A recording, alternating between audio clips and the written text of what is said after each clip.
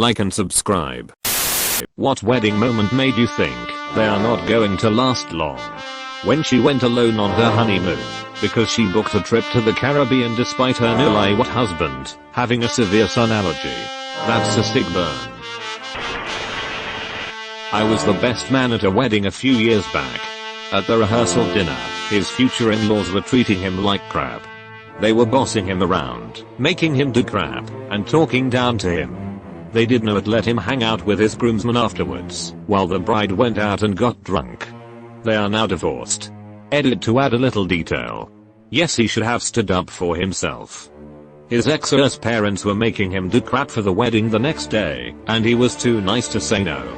For you youngsters out there, this is cliche, but you really do marry the family and the apple does not fall far from the tree, a lot of the times. Groom got into a fist fight with the father of the bride. Split after 4 months. That's one long fight. The entire bridal party, including parents of the wedded couple, entering into a betting pool of how long the marriage would last at the wedding reception. I like the best man won, Price is Right rules, at 14 months. The groom took the stupid cake thing to an extreme. The bride had given him his bite, and mushed a little on his chin or nose.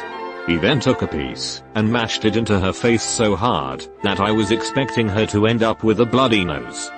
Cake and frosting, got up her nose, in her eyes, down the front of her dress, etc. The bride had to go get cleaned up, had her manicure redone, and was ugly crying within an hour of saying, I do. He didn't give a. The woman who made my wedding cake is a friend of the family, and when she was doing the consult with us, she told us that one condition that she had was that we had to have a conversation about serving each other cake. We could do whatever we wanted, we could not do it, we could serve each other nicely, we could dab it on our noses, we could do a face plant in the cake. It was our cake. But we had to agree on it together beforehand. We just cut the cake together, but didn't serve it to each other. Apparently she had seen more than one marriage that got off to a rocky start because the couple was not on the same page about cake, and it was very important to her that her cake would not be a source of conflict in our marriage.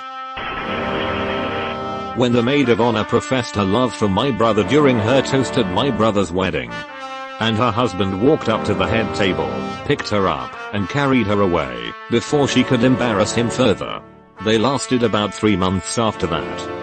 My brother and his wife on the other hand are still happily married 20 years later.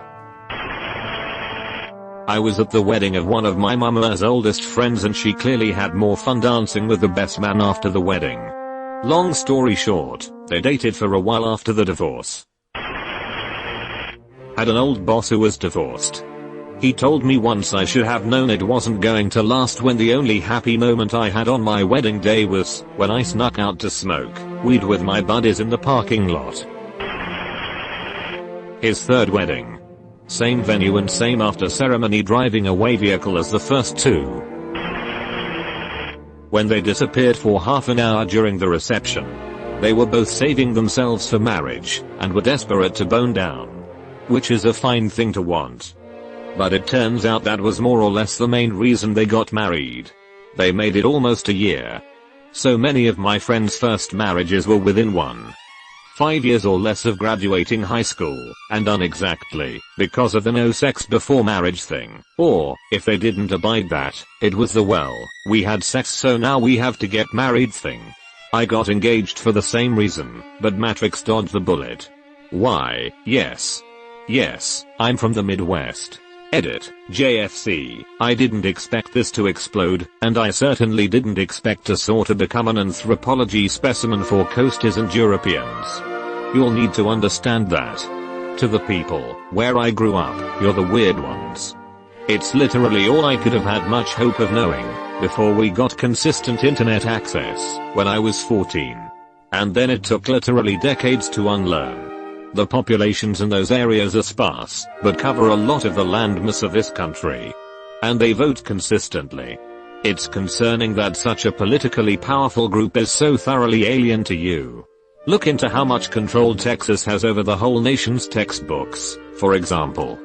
I know he's from the South, not the Midwest, but Drew Morgan is a pretty decent and hilarious resource if you want more insight.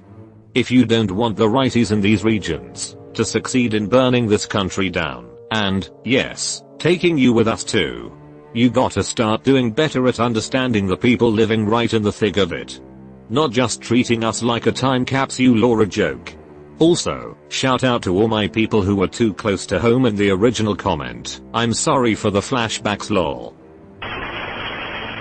The groom and best man had a dancing routine for getting into the church ceremony, and they got nearly halfway through it, and I guess the groom felt they hadn't received much applause and wows from us the attendees, and decided to go back to the entrance and start all over. Sigh. Why is no one having a good time? I specifically requested it. The bride told her bridesmaids that she did not actually want to get married. Multiple times. No one told the groom until after the divorce. You've been visited by the ghost of a very important man. Pay your respects by liking and subscribing, and he'll grant you 3 weeks of good luck.